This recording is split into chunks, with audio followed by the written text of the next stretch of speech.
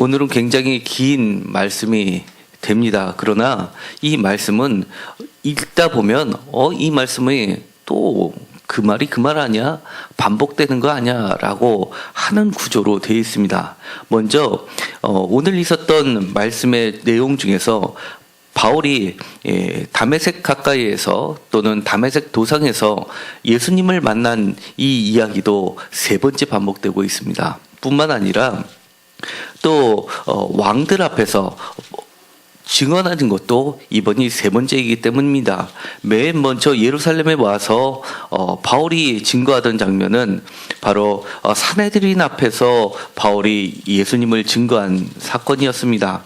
그것이 21장에 바울이 예루살렘으로 가기로 작정했던 이야기가 나오게 되고, 그리고 나서 23장에 가서 바울이 공회 앞에서, 공회라는 것은 산헤드린을 이야기합니다.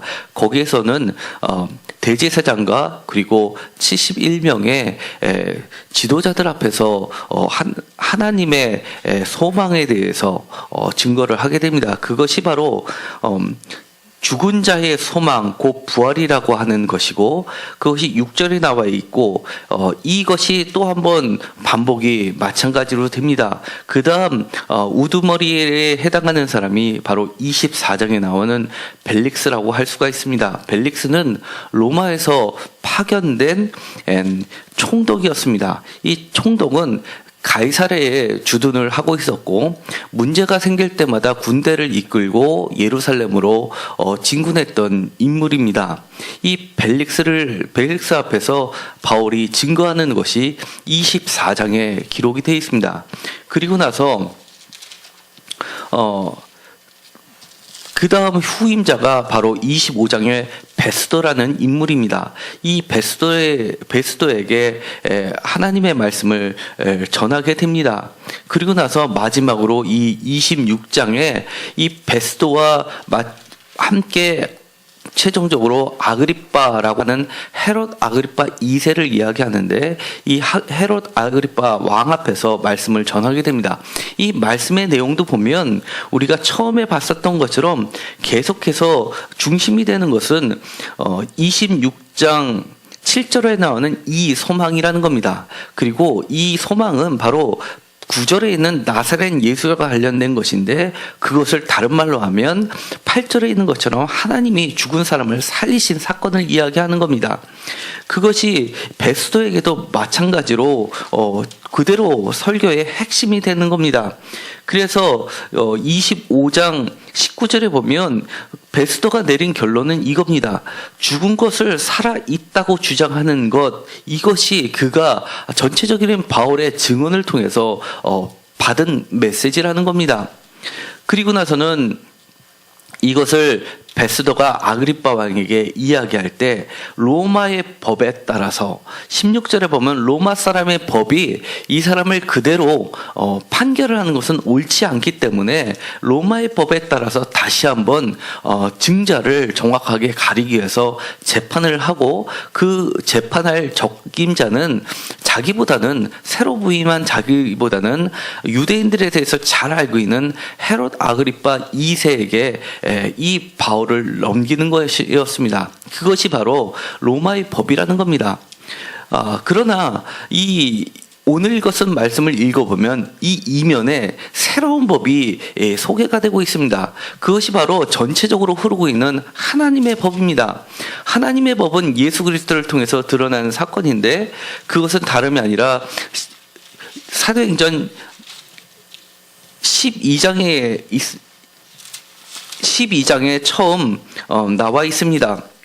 이 12장에 보면 여기서도 마찬가지로 헤롯이 소개가 되고 있습니다. 이 12장 1절에 나와 있는 이 헤롯은 우리가 지금 읽었었던 이 헤롯 아그리빠의 아버지가 됩니다. 여기는 헤롯이라고 되어 있지만 사실은 헤롯 아그리빠 1세를 이야기하고, 이 헤롯 아그리빠 1세는 헤롯 대왕, 그러니까 예수님이 탄생할 때의 헤롯 대왕의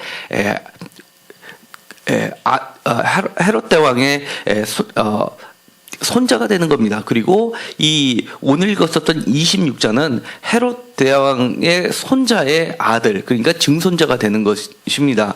그런데 이 헤롯 대왕, 헤롯 아그리빠는 요한의 형제 야고보를 칼로 죽인 자이고 베드로도 옥에 갇혔던 사람입니다. 그런데 이렇게 세상의 법이 작용을 하고 세상의 법칙이 작용하고 있었음에도 불구하고 하나님의 법은 이 하나님의 사람을 죽음 가운데 놔두는 것이 아니라 계속해서 그를 살리셨다는 겁니다. 이 지금 이야기가 되고 있는 현장은 죽음과 삶이 교체되는 장소였던 겁니다. 그 가운데서 말 한마디 잘못하면 본인이 생명을 잃게 되는 상황에서 이 바울은 끊임없이 주장하고 있는 것이 바로 생명이라는 겁니다. 죽은 자 가운데서 먼저 살리신 분이 계셨는데 그분이 바로 나사렛 예수라는 분이시고 그분만으로 그치는 것이 아니라 그를 믿는 모든 사람에게 그 하나님께서 살려셨던 그 생명이 모든 사람에게 적용된다는 복음의 내용이었던 겁니다. 그렇기 때문에 이 26장 1절을 시작할 때 바울이 아그리빠 왕에서 이야기를 할 때 1절에 보면 바울이 손을 들어 변명하면서 논박을 시작합니다. 그런데 이 손을 들어 연설하는 장면은 헬라 시대 때 연설하는 장면의 대표적인 수학적인 방법이라고 이미 제가 말씀을 드린 적이 있습니다. 그러나 특별히 여기에서 바울이 손을 들어 변명하기 시작하는 이 모습은 단순히 헬라인의 모습을 드러낸 것뿐만 아니라 예언자의 이중적인 모습을 그려내고 있습니다. 특별히 사도행전에서 손이라는 것은 매우 중요한 위치를 차지하고 있습니다. 이것은 권능의 힘을 이야기하는 겁니다. 예를 들어서 사도행전 2장 33절에 보면 하나님이 그 오른손으로 예수를 높이심에 그가 약속하신 성령을 아버지께 받아서 너희가 보고 듣는 이것을 부어주시느니라 라고 할 정도로 하나님의 손, 하나님의 오른손은 하나님의 역사하심을 나타내는 중요한 말입니다. 그리고 다른 곳에서는 없지만 독특하게 사도행전에 와가지고 표시하는 하나님의 손의 모습이 있습니다. 그것이 사도행전 7장 35절에 보면 모세가 떨기나무 가운데서 나타나신 것은 우리가 구약 성경에 보면 하나님이 나타나셨다고 그 상태에서 하나님이 스스로의 이름을 바뀌는 야훼로 스스로 있는 자라고 나타내시는 장면이 나오는데 사도행전은 7장 35절에 이렇게 이야기합니다. 그 모세를 하나님은 가시나무 떨기 가운데서 보이던 천사의 손으로 관리와 속량하는 자로서 보내셨으니라고 하면서 특별히 다른 데 나와 있지 않은 단어를 추가하고 있는데 그것이 바로 하나님이 보이던 천사의 손이라는 겁니다. 이처럼 특별히 사도행전에서는 손이라는 것은 하나님의 권능을 예표하는 특별한 단어로 사용되고 있습니다. 그리고 스데반 집사의 설교에서도 마찬가지 사도행전 7장에 보면 중요한 말을 하는데 바로 하나님은 사람이 손으로 만든 우상과는 다르다고 하면서 이 모든 것이 다 하나님 자신의 손으로 지은 것이기 때문에 지극히 높으신 이는 손으로 지은 곳에 계시지 않다라고 하면서 사도행전 7장 48절과 50절에 이렇게 하나님의 손은 하나님 자신하고 바로 자신을 드러내는 중요한 단어로 사용하고 있다는 겁니다. 그렇기 때문에 그 이후에 진행되는 모든 사도행전의 말씀을 전하는 사역 가운데서 사람의 손과 하나님의 손을 대비시키고 있습니다. 예를 들어서 우리가 아까 사도행전 12장에 헤롯 아그리빠 1세에 대해서 나오게 되는데 그때 12장 1절에서 헤롯 왕이 손을 들어 교회 중에서 몇 사람을 해하려 하면서 야고보와 베드로에게 손을 대는 사건들을 그려내고 있습니다. 그때도 헤롯 왕이 인간의 손을 표현하면서 세상의 권세하고 하나님의 권세를 구분시키고 있습니다. 그런데 이제는 주의 손이 그것을 보다 능가하는 것으로 그려내고 있습니다. 예를 들어서 사도행전 14장에서 보면 주께서 사도들 두 사도들의 손으로 표적과 기사를 행하게 하시면서 많은 이적을 베풀어 주십니다. 뿐만 아니라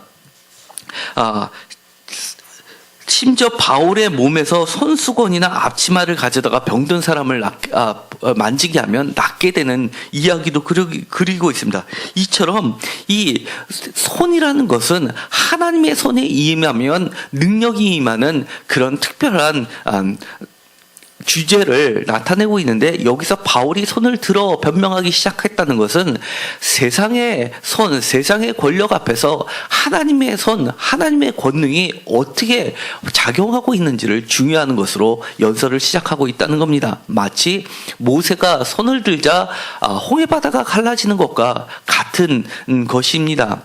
그러면서 그 중심 내용에 다시 한번 이렇게 얘기합니다. 너희들이 나를 죽이려고 하느냐?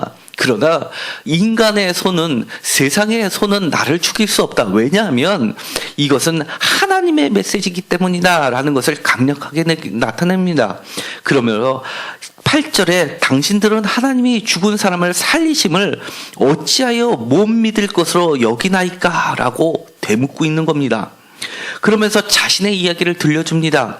자신도 과거에는 그랬다는 것을 이야기합니다. 내가 찬성 투표를 했고 라고 10절에서 이야기를 하고 있는데, 그 찬성 투표를 했다는 것은 세상의 법을 이야기하는 겁니다. 세상의 법을 따라서, 유대인의 법, 사내들인의 법을 따라서 자기는 그렇게 살아왔다는 것을 이야기합니다. 우리가 이미 시작할 때 사도행전 25장 16절에 벨릭스가 바로 로마 사람의 법을 따라서 바울을 움직였습니다. 그리고 또 사내들인의 법을 따라서 바울은 잡히게 됐습니다. 그리고 자신도 과거에는 그렇게 유대인의 법을 따라서 살았고 유대인의 법대로 예수 그리스도를 믿는 사람들을 핍박해 왔었다고 이야기합니다. 이 찬성 투표를 하였다는 것은 원어로는 돌을 던졌다라고 하는 겁니다. 돌을 던지면서 아무래도 그 스데반 집사를 죽일 때 많은 사람이 돌을 들였을 때 자기도 돌을 들이면서 그것을 허락했다는 것을 의미합니다. 그러나 그런 세상의 법은 죽음으로 가는 법이었다는 것을 이야기합니다. 다시 말하면 이제는 자기가 달라져서 예수 그리스도를 다시 만나고 나서 예수 그리스도께서 자신에게 부탁하신 것, 바로 16절입니다. 일어나 너희 발로 서라. 내게 나타나는 것은 곧 내가 나를 본 일과 장차 내가 내게 나타난 일에 너로 종과 증인을 삼으려 함이니라고 합니다. 그리고 나서 17절에 이렇게 이야기합니다. 이스라엘과 이방인들에게서 내가 너를 구원하여 그들에게 보내어 그 눈을 뜨게 하여 어둠에서 빛으로 사탄의 권세에서 하나님께로 돌아오게 하고 죄사함과 나를 믿어 거룩하게 된 무리 가운데서 기업을 얻게 하리라라는 말씀을 전하게 됩니다. 여기서 또 마찬가지로 사탄의 권세, 사탄의 손에서 하나님의 손으로 하나님께로 돌려지게 하는 역사를 만들었다는 겁니다. 그리고 나서는 중요한 이야기를 합니다. 자신의 본질은, 자신의 사명은 무엇이냐면 바로 그런 죽음에서 먼저 살아나신 분께서 직접 자기에게 일어나 너의 발로 서라라고 이야기를 했다는 겁니다. 이 16절에 나와서 일어나 너의 발로 서라라는 이 말은 사실 3번 사도행전에 거쳐서 3번의 예수님을 만난 그 장면에서 다른 데서 나와 있지 않은 여기에만 나와 있는 또 다른 진술입니다.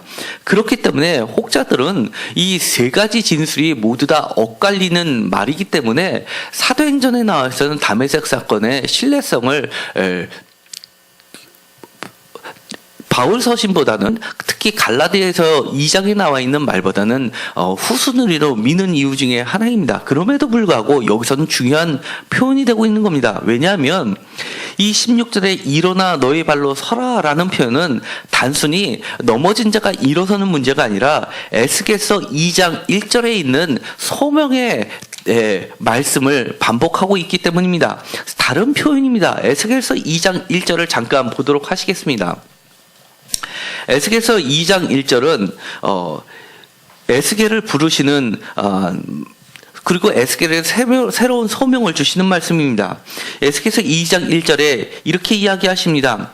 인제야 내 발로 일어서라 내가 내게 말하리라 하시며 그가 내게 말씀하실 때 그 영이 내게 임하사 나를 일으켜 내 발로 세우시기로 내가 그 말씀하시는 자의 소리를 들으니 내가 이르시되 인제야 내가 너를 이스라엘 자손 곧 패악한 백성 나를 배반하는 자에게 보내노라 라고 이야기를 합니다.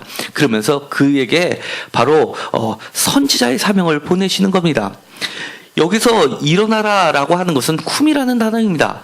쿰이라는 단어는 사실은 쿰란 공동체의 쿰이라는 단어와 마찬가지입니다. 일어나다 라는 단어는 매우 그래서 선지자의 서명을 받는 장면으로 중요한 겁니다. 바울을 이렇게 세우시면서 그를 에스겔처럼 하나님의 에스겔을 선지자로 세우셨더니 예수님께서 바울을 선지자로 세우신 겁니다.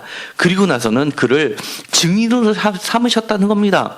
그리고 나서는 17절에 그를 보내셨다는 겁니다. 보냈다라는 말은 아까 읽었었던 것처럼 에스겔서에서도 선지자를 보내다라는 말하고 동일합니다. 그 선지자를 보낸다라는 말이 이 신약성서에 와서는 이것이 바로 사도라는 말하고 어원이 같게 되는 겁니다. 아포스톨로스라는 보냄을 받은 자, 요한복음에서는 이것을 아포스톨로스라고 얘기하지 않고 펜포라고 얘기합니다. 보낸다라는 말은 다른 표현이지만 어쨌든 간에 이것은 위임을 이야기하는 겁니다. 이제는 구약의 예언자 전통이 신약에 와서는 바울에게 있어서는 이것이 바로 사도 전승으로 바뀌었다는 것을 이야기하는 겁니다. 그러면서 그에게 맡겨준 사명이 바로 기업을 얻게 한다는 것입니다.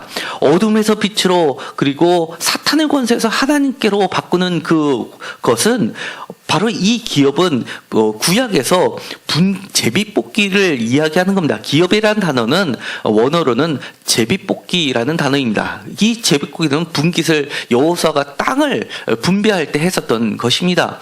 그러니까 오늘날에 와서의 이 분깃은 뭐겠습니까? 기업은 뭐겠습니까? 바로 이것은 예수 그리스도에게 나타난 영원한 생명을 약속해 주시는 겁니다.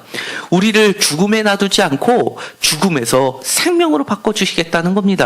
그리고 그것은 예수에서부터 시작된 것이 아니라 그 이전부터 있었던 22절에 있는 것처럼 선지자들과 모세가 반드시 되리라고 말한 것의 성취라고 보는 겁니다. 그렇기 때문에 자기 자신도 이 선지자의 전통 가운데 있게 된다는 것을 이야기합니다. 그렇기 때문에 27절에 보면 이렇게 이야기합니다. 아그리빠 왕이여 선지자를 믿으시나이까? 라고 이야기하는 겁니다. 지금까지 처음부터 끝까지 계속해서 이야기하는 것은 모세부터 시작해서 에스겔을 거쳐서 그리고 선지자들과 그리고 사도인 자기까지 선지자의 전통을 통해서 끊임없이 약속하셨던 그 구약의 성취가 예수 그리스도로 이루어진 이 사건을 전한다는 겁니다.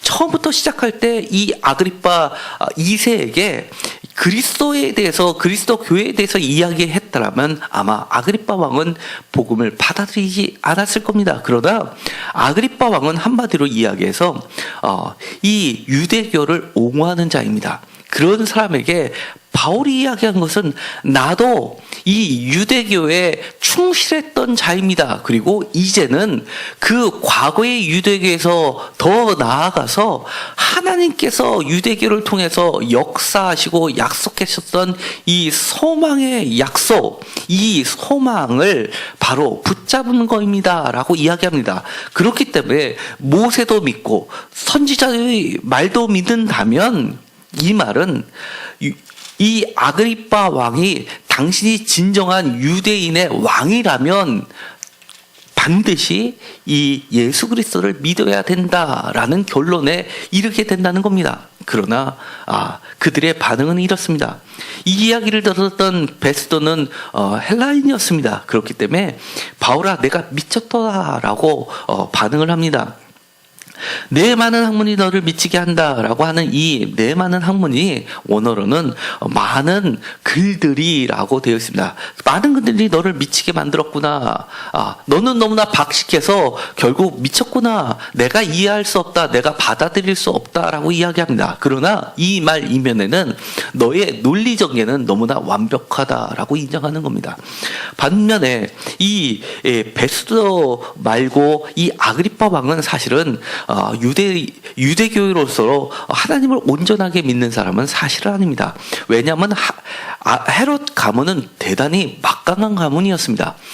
이 로마 황제들하고 매우 가까운 사이였고 어릴 때부터 로마에서 자라가지고 왕의 직임을 받아서 왔던 인물들이었기 때문에 이 헤롯 가문은 매우 정치적으로 탄탄한 가문이었습니다. 그렇기 때문에 이 새로 로마로부터 파견된 총독 이 베스도도 그리고 그 전임자 벨릭스도 이 헤롯 가문과 관계를 맺고 싶어 했습니다.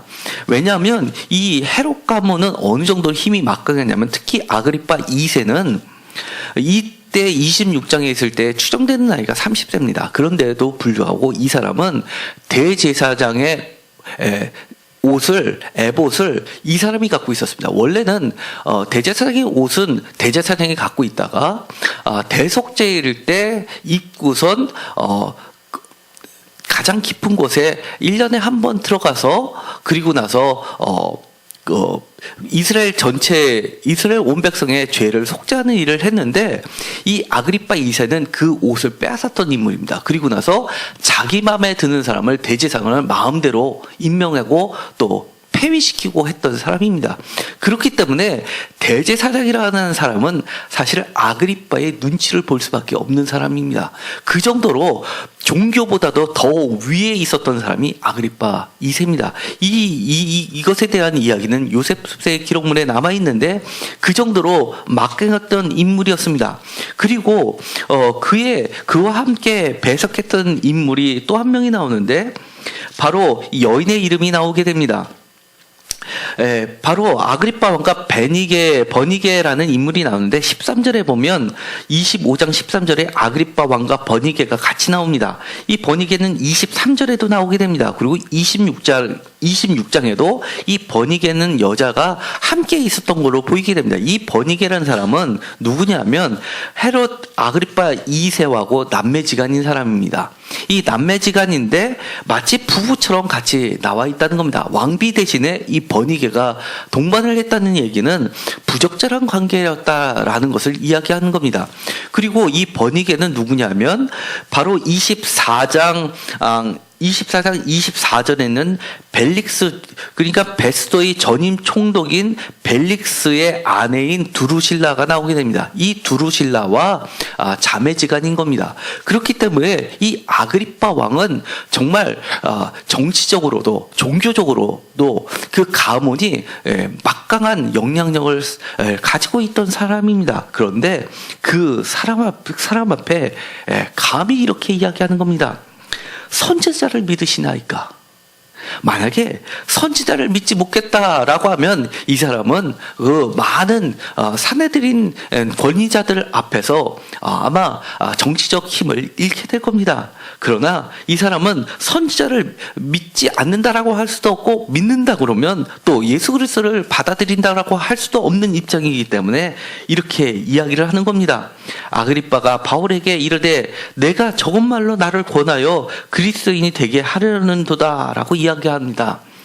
이 28절의 이 아그리빠의 반응은 이미 상당 부분 바울의 말에 설득을 당했다는 것을 이야기하는 겁니다. 그러나 그는 실제로는 받아들이고 싶지 않았던 겁니다.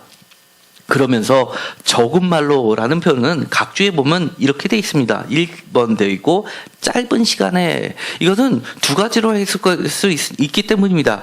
적은 말로 또는 아주 몇 개 되지 않는 단어로라는 말로도 번역할 수 있고 또 이처럼 매우 빠른 시간 안에라고도 할 수 있습니다. 그렇기 때문에 이 아그리빠는 바울을 물리칩니다. 그리고 나서는 이렇게 이야기합니다. 30절에 왕과 총독과 버니게와 그와 함께 앉은 사람들이 다 일어나서 물러가 서로 말하되 이 사람은 사형이나 결박당할 만한 행위가 없다라고 인정을 하게 됩니다. 왜냐하면 그가 이야기한 것은 사람의 말이 아니었기 때문입니다. 그가 담대히 얘기했다는 겁니다. 그러나 결론은 너무나 안타깝게 끝난 겁니다. 그들이 믿었다라고 끝나는 것이 아니라 단순하게 그는 죄가 없지만 그래도 그가 이야기한 대로 로마로 갈 수밖에 없다라고 결론을 내고 마는 것으로 끝나게 됩니다. 우리는 이 장면을 돌이켜보면서 이런 생각이 듭니다. 이렇게 사람의 시각과 하나님의 시각이 다를 수가 있을까라는 생각마저 듭니다. 그들은 이렇게 귀한, 정말 단 한 번뿐이 없는 귀한 시간에 이 구원의 길에서 놓쳐버린 인물들입니다. 그리고 나서는 그들의 눈에 평가를 합니다. 저 사람은 단순히 자기 목숨 하나 건지자라고 저렇게 열심을 내서 설득을 했구나, 설득하려고 노력했구나라고 끝내버리고 마는 겁니다. 그러나 하나님의 입장에서는 그렇지 않다는 겁니다. 하나님은 그들에게 이렇게 귀한 시간을 제공했었던 것, 그리고 여기서 그들이 이야기한 것들은 석방될 수도 있었는데 라는 안타까움이 아니라 석방되지 않고 그 다음 로마로 가는 것이 하나님의 뜻이라고 하는 하나님의 굳은 의지를 그들은 깨닫지 못했다는 겁니다. 왜냐하면 하나님의 굳은 의지는 바울을 통해서 이렇게 예루살렘과 유대 지방에 있는 다스리는 자들, 높은 자들에게도 그리스도의 복음을 전파하고 최종적으로 로마에까지 가서 그런 곳에서도 바울을 통해서 그리스도의 복음을 전파하게 하는 것이 바로 하나님의 뜻이었다는 것을 이야기를 하고 있는 겁니다.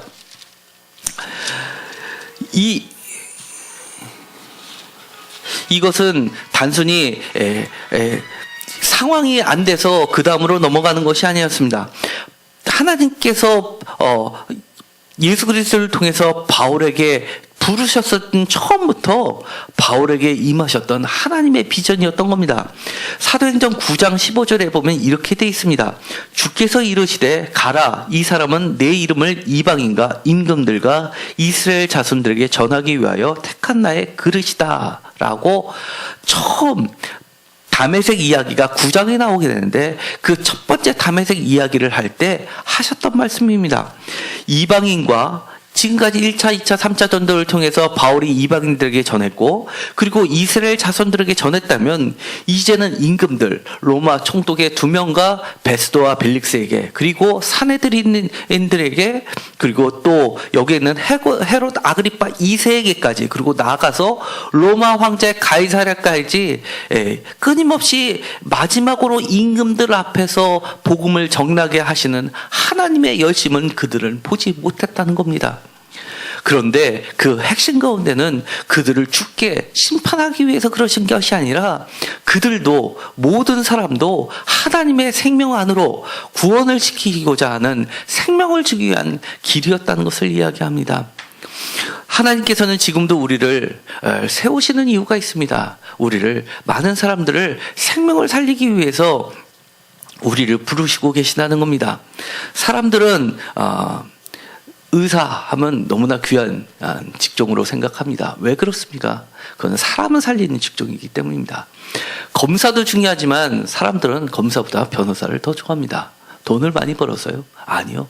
변호하기 때문에 그렇습니다. 위로자이기 때문에 그렇습니다. 살리는 문제는 예나 지금이나 사실은 우리에게 하나님의 직분을 나눠준 귀한 사명이라는 겁니다.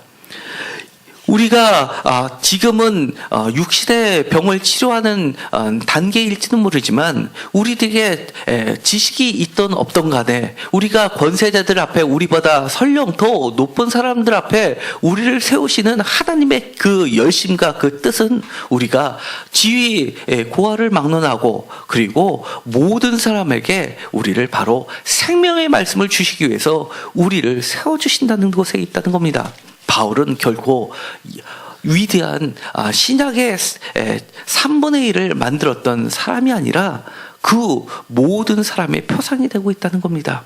그를 3번이나 부르셨고 3번이나 죄 없다라고 판결을 내리게 하신 것은 마치 완전수를 통해서 우리에게도 마찬가지로 초청하고 계신다는 겁니다. 많은 고난이지만 우리도 바울처럼 세상의 법칙을 따라가는 것처럼 보이지만 세상의 법칙이 지배하지 않고 하나님의 손으로 우리를 인도하여서 하나님의 비전으로 우리를 인도하여서 끊임없이 우리를 생명의 길로 우리를 이끌어 계시고 또 우리를 통해서 많은 사람을 생명으로 인도하는 사명을 우리에게 주셨다는 것을 깨닫게 해주시는 귀한 말씀인 겁니다.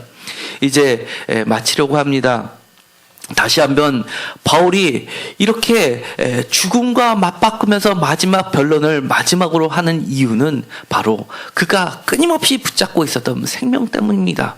첫 번째, 두 번째 소망에 대해서 이야기했는데 만약에 이때 자기가 그 소망을 다른 말로 바꿨더라면 아마 지금 풀려났을 수도 있을 겁니다. 그러나 끊임없이 그가 그 소망을 붙들고 있었기 때문에 세상적으로는 풀려나지 못하고 갇힌 신세가 되었지만 하나님의 비전을 끝까지 이뤄서 로마 황제 앞에까지 가게 되는 그 역사가 이루어진다는 것을 우리는 기억하시고 우리가 절대 포기하지 말아야 될 것, 우리가 끊임없이 붙잡고 나가야 될 것, 그것은 바로 예수 그리스도 안에 있는 생명이라는 사실입니다.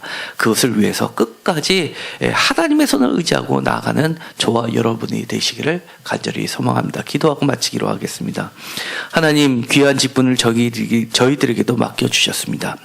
세상 사람들이 지식으로나 지위로나 깨닫지 못하는 그 생명의 가치를 우리에게 허락하여 주셨습니다. 우리가 우리에게 맡겨주신 그 생명의 귀한 진리를 우리에게 허락하신 많은 사람들, 우리와 만나는 모든 사람들에게 전하는 자들이 되게 하여 주옵소서.